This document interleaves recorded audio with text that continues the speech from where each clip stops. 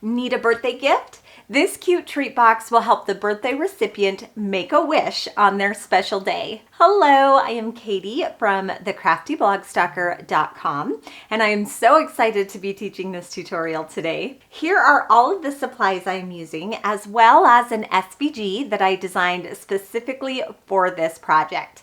And you can find that complete supply list with shoppable links either in the description of this video, in the blog post, or through the QR code. I'll start in Cricut Design Space. So I have my iPad here. I'll open a new project. I want to start by bringing in that design. I'll go to Upload, open Uploaded Images because I've already uploaded it into Cricut Design Space. I'm going to select that and add to canvas. When designing inside Cricut Design Space, there is no way to assign lines certain functions like score or draw. So that means when we bring it into Cricut Design Space, we need to change that function manually for those specific lines. I'll open my layers panel. The first thing I want to do is ungroup. And this blue shape right here, that is our score.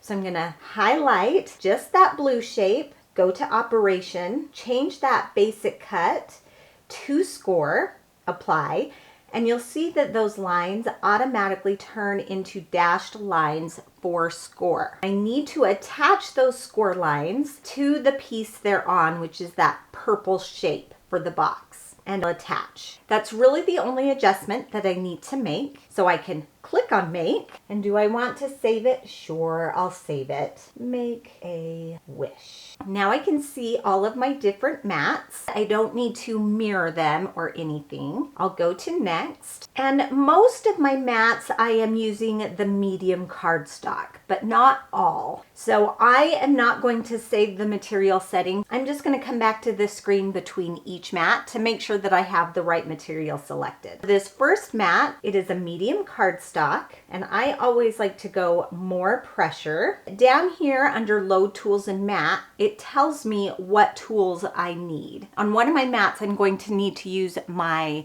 scoring wheel, and it will tell me down here when to load that. Now I can load my mat, and when this light begins to blink, I can press play to begin the cut. Then unload when it is done cutting, load my next mat. My next mat is my clear acetate sheet. Back in Cricut Design Space, I'll go to All Materials, type in acetate, select that, and now it is ready to cut with the correct settings, and I can load my mat just as before. This mat will cut out the full box, and I can see in Cricut Design Space that I also need to load my scoring wheel. I am using the 01 scoring wheel. If you don't have a maker, but you have the Explorer or Joy, you can use the scoring stylus instead. Here are all the pieces we cut out to make our box, and now we can begin assembling. I am actually going to save the assembly of the box till last. I'm going to start with all of these little pieces. And since there are quite a few little pieces, I am going to use a precision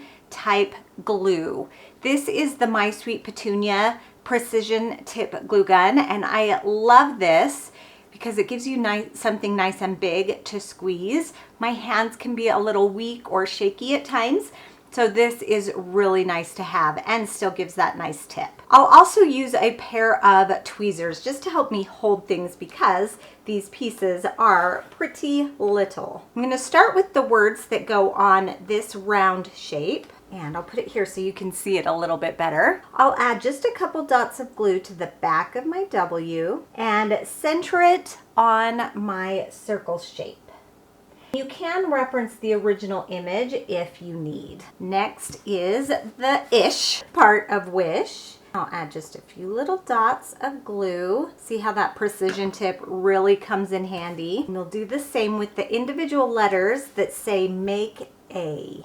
There we have our Make a Wish. Then the side of our box that has the indents from the score lines, that is going to be the inside of our box. So I'm going to take that square acetate piece that we cut and glue it to the inside of our box. But first, the acetate sheet does have a protective layer on both the front and the back. So we want to make sure and remove that. This is just Cricut acetate. I believe most acetate sheets do have that protective liner on both sides. It just protects it from scratching while in storage and in the store. I'll take my glue. I'm going to do a circle. See how my hands shake? Yep. And then an X in each corner. I'm going to center that acetate right inside those scored lines and press down. I can turn it over. See that window sheet in there? I love acetate. It's such a fun addition to paper crafts. Now I'll turn the box over so the front is out, and I'll glue on my Make a Wish. So I'll add glue to the back of that. I want to pay attention to these score lines. They're a little bit harder on this side to see because I haven't actually folded them yet. So if you need to fold before you do this, you totally can. And basically you're just covering up that cut line for the window sheet. Then I can add my other heart. For my candles, I'll use some adhesive foam dots. I'll turn those over and I'll use the mini ones here. Push those onto the back of my candles. This will just make them stick up a little bit. Same with my flames. But as I'm doing this, I'm thinking I'm going to put my candles on very last. So I'll set those aside. I think having something stick off the front might affect how it folds. So I'll add those last. I can turn the box back over so the front is facing down. I'll grab my bone folder and I'll fold on all of those score lines, pressing down with the bone folder to get a nice crisp fold. Using a bone folder is the secret to really professional looking paper projects. There is our box completely folded on those score lines. Now we can begin assembling. This part down here is the base of our box. I'm going to fold these long tabs in, add glue to each one of those, and then bring those down, try and get the lid of the box out of the way, and fold that corner in so you get a nice perfect corner there on that side of the box. Press that tab down.